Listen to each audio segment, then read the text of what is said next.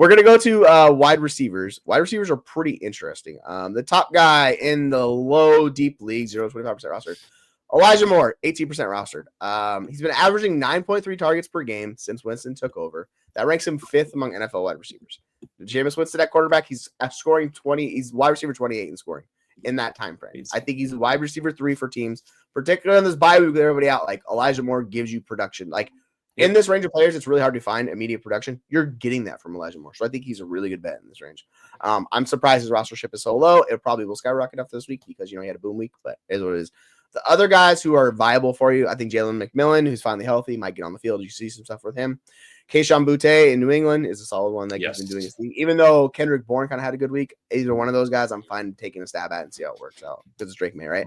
Jalen Coker's at 9%. He was on a bye. He's coming back this week. I like Jalen Coker still. And the other guy is Devon Villa. It's kind of just investing in another pass catcher in the Broncos offense. The floor and stuff is lower. I think this is clearly Elijah Moore by like a ton out of these guys.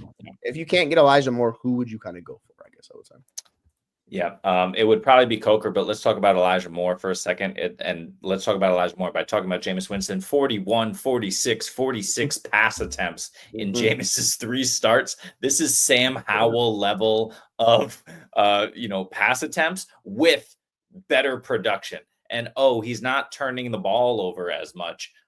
2 of those 3 games with 0 interceptions. 1 game he threw 3, but that's what Jameis does. But 2 games with 0 interceptions, which is surprising given he's throwing the ball that much. That just means these guys, to no surprise of our own, Elijah Moore and Jerry Jeudy are wide open on most plays. Really, they're able to separate. Yes, this is what a functional quarterback play looks like when you have guys who can separate. So Jameis is an NFL caliber, high-end backup quarterback, low-end starter. He's doing what he does. So Elijah Moore is a fantastic option. But let's talk a little bit about Jalen Coker. The only thing for me that worries me about Jalen Coker is the fact that Adam Thielen could be back after the bye, right? That's going to absolutely nuke his upside, but I'm happy to take the chance. 6'3" and then 8 targets for Jalen Coker. It hasn't come together in terms of volume, but he did have 1 game with 41 yards, 1 game with 78 and a touchdown. And then after KC, he gets Tampa, Philly, Dallas, and Tampa twice, actually. Nice. So Coker's not a bad secondary option, but I want to go all in for more Elijah Moore for sure. 100% with you.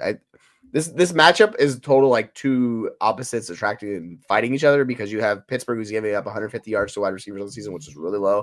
Jameis is slanging that rock to his wide receivers. So something's got to give in this matchup. They're going to be enough pass step this game because haven't been very good running the ball either. So like that's the other problem which leads to this. They're going to sling that. And even in a blowout last week, they were just airmailing it all over the field. So like I think Jameis can still get there. It's just going to be very difficult. The EPA is probably going to be really low in this game because Pittsburgh's are really good.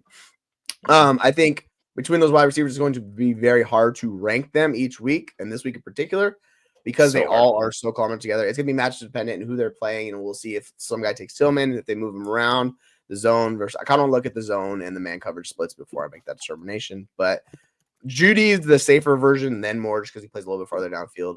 I like both of them. Tillman's the upside shot he always is just because of his role. But if you're looking for safety, it's probably Jeudy. And then Moore just has a little. So it's just each week is a little bit different with those guys. I would not, but I would go with Jalen Coker. But I like what I've seen a little bit more from Jalen Coker personally. It's kind of fine. Booty's been fine though. Like he's been solid.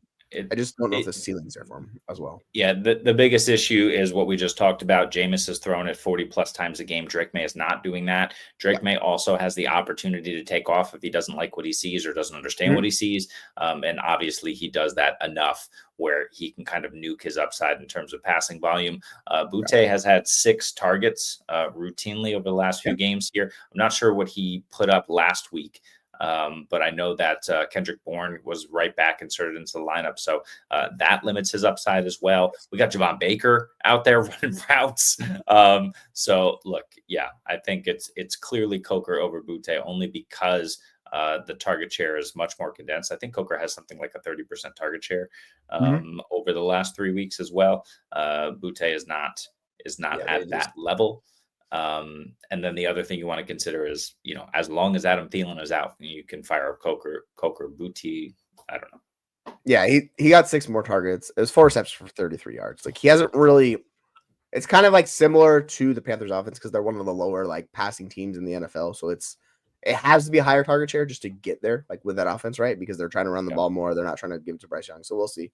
I think he's like, it's just kind of something we want to pay attention to with Boutte because if that's 4 straight games, 6 targets, that tells you that he's a focal point. His snaps really didn't go off the field. He's still on field 96% of the times. Mm-hmm.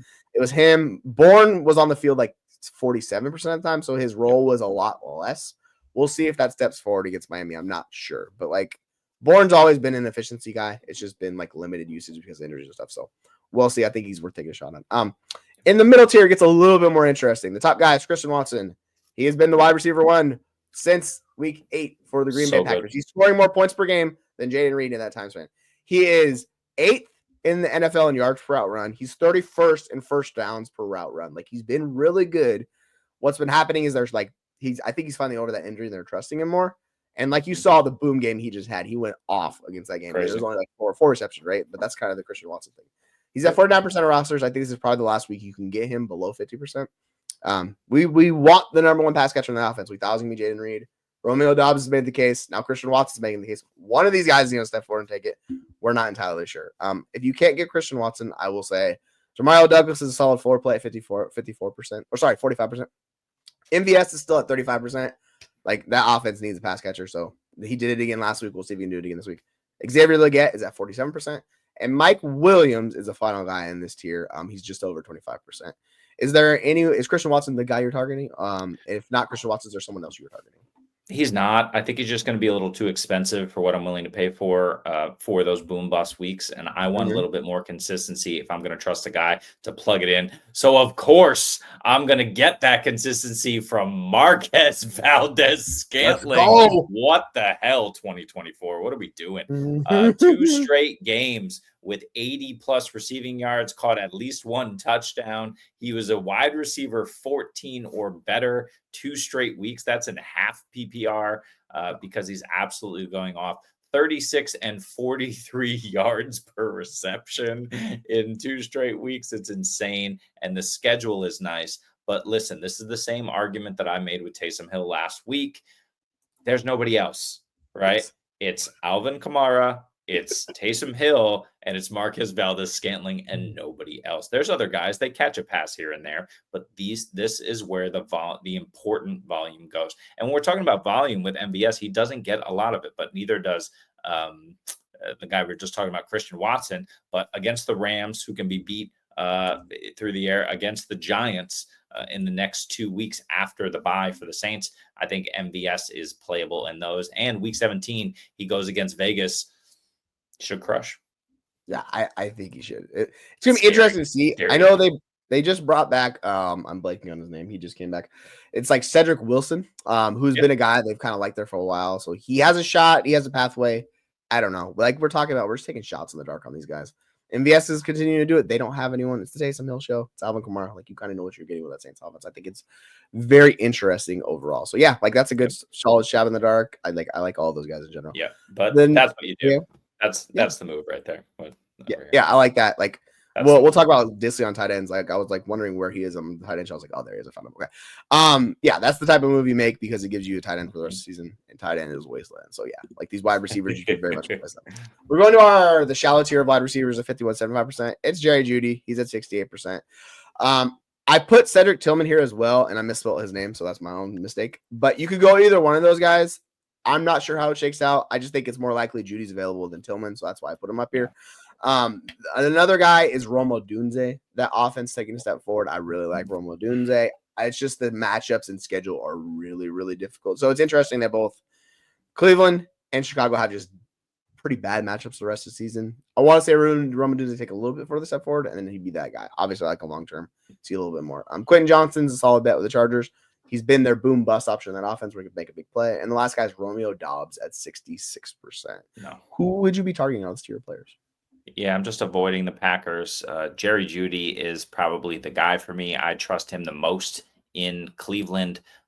8, 11, and 11 targets from Jameis Winston, 79, 73, 142 yards, and got that score last week. The schedule sucks, but Jerry Jeudy has the volume that you want to see. He's playing in the short to more so the intermediate area of the field. That yards per target is better than Elijah Moore, so I do want him. But Roma Dunze is a close second. I mean, we saw what he was able to do on 10 targets last week, 6 for 65. It wasn't an impressive stat line, but Roma Dunze, the second half of the season, we got a rookie here. Keenan Allen is being utilized less. Cole Kmet is more or less an afterthought in this offense. DeAndre Swift isn't really being utilized a ton in the receiving game. It's funneling through Rome. It's funneling through DJ Moore. And what we saw in the first week without Shane Waldron is that they were making a concerted effort right away to get the ball to DJ Moore and Roma Dunze, and that's what you want to see in this offense.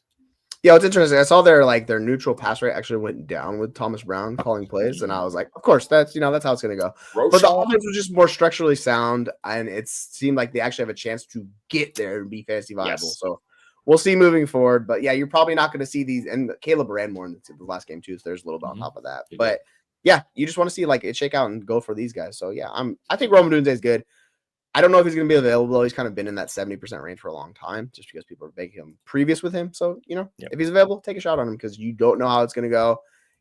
I think he's been their most consistent wide receiver, even though DJ Moore finally got back. So, you just want to bet on players attached to Caleb Williams because Caleb Williams looks like he's turning it around.